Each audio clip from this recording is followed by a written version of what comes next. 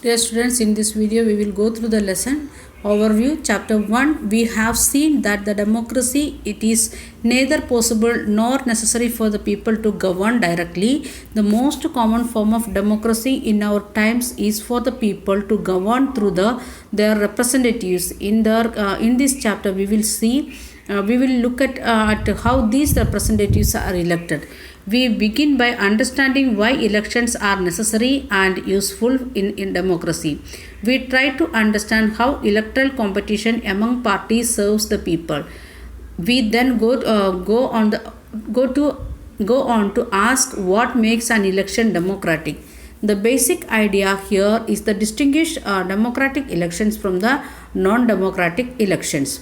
The rest of the chapter tries to access the election in India in the light of this yardstick.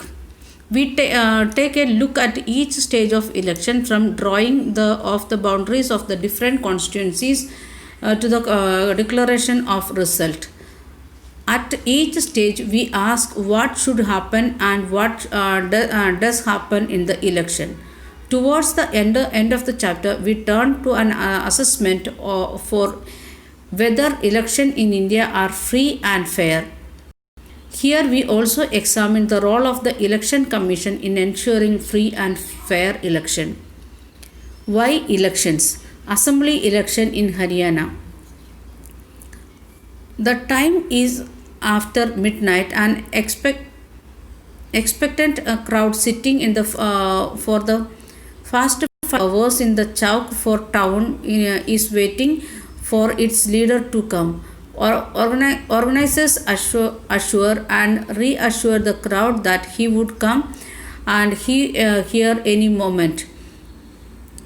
The crowd stands up whether a passing vehicle come that way. It arouses hope that he has come. The leader is Mr. Devilal, Chief of Haryana Shangos Samiti, who was to address the meeting in Karnal on Thursday night. The 76-year-old leader is very busy man these days. His day starts at 8 a.m. and ends after 11 p.m. He has already addressed 9 election meetings since morning, been constantly addressing the public meetings for the past 23 months and preparing for this election. This newspaper report is about the state assembly election in Haryana in 1987. The state had been ruled by Congress party led government since 1982. Chaudhary Devilal, then an opposition leader, led a movement called Nyaya Youth Struggle for Justice and formed a new party, Lokdal. This party joined other opposition parties to form a front against the Congress in the election. In the election campaign, Devilal said that if his party won the election, his government would waive the loans of farmers and small businessmen. He promised that this would be the first action of his government. The people were unhappy with existing government. They were also attracted by Devilal's promise. So when the election were held, they voted overwhelmingly in favor of Lokdal and its allies. Lokdal and its partners won 76 out of 90 seats in the state assembly, and Lokdal alone won 60 seats and thus had a clear majority in the assembly. The Congress could win only 5 seats. Once the election results were announced, the sitting chief minister resigned and newly elected members of the legislative assembly, means MLAs of Lokdal, chose Devilal as their leader. The governor invited Devilal to the new chief minister 3 days after election results were declared. He became the chief minister. As soon as he became the chief minister, his government issued government order waiving the outstanding loans of the small farmers, agricultural laborers and small businessmen. His party ruled the state for 4 years and the next election were held in 1991, but this time his party did not win popular support. The Congress won the election and formed the government. So we are saying like that what are the different steps of election. Here we are discussing in the story. The next part, why do we need election? Elections takes place regularly in any democracy. There are more than 100 countries in the world in which elections take place to choose people's representative. We also read that elections are held in many countries that are not democratic. In first chapter we have read that one. But why do we need elections? Let's try to imagine a democracy without election. A ruler of the people is possible without any election if all people can sit together every day and take all the decisions. But as we have already seen in chapter 1, this is not possible in any large community, nor it is possible for everyone to have the time and knowledge to take decisions in all matters. Therefore, in most democracies, people rule through their representative. Is there a democratic way of selecting representative without election? Let us think of place where the representatives are selected on the basis of age and experience, or a place where they can chosen on the basis of education or knowledge. There could be some difficulty in decision on whom is more experience or knowledge. But let us say the people can resolve these difficulties clearly, such as a place does not require election. But can we call this place a democracy?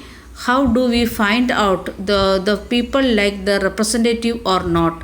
How do we ensure that these representatives are rule as per the wishes of the people? How to make sure that those who people doesn't like to not remain as their representatives? This requires a mechanism by which people can choose their representative at a regular interval and change them if they wish to do so. This mechanism is called election. Therefore, elections are considered essential for our times for any representative democracy. In election, the voters make many choices. They can choose who will make laws for them. They can choose who will form the government and take major decisions. They can choose the party whose policies will guide the government and the lawmaking. What makes an election democratic? Election can be held in many ways. All democratic countries hold elections, but most non-democratic countries also hold some kind of elections. How do we distinguish democratic election from any other elections? We have discussed this question briefly in first chapter. We discussed many examples of the countries where elections are held, but they can't really be a called democratic election. We have seen China's example, Pakistan example, like that many example in first chapter.